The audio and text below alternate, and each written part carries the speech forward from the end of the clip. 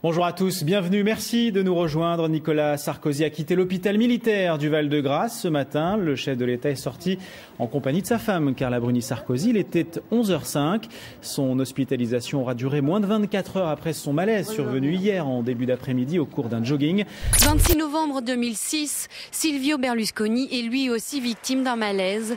C'est en Toscane, lors d'un meeting politique avec les jeunes de son parti Forza Italia.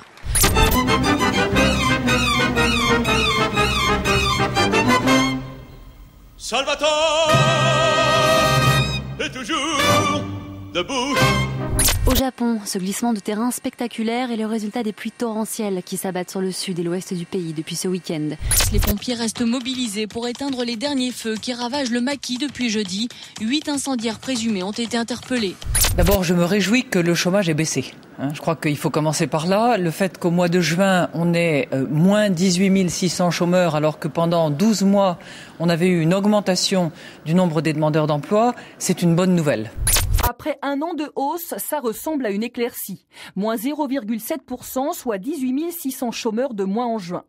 Première explication, des chômeurs qui ne sont plus décomptés par Pôle emploi, faute d'avoir mis leur dossier à jour. Ils progressent de 19,3 sur le mois et cela concerne 33 300 personnes de plus qu'en mai.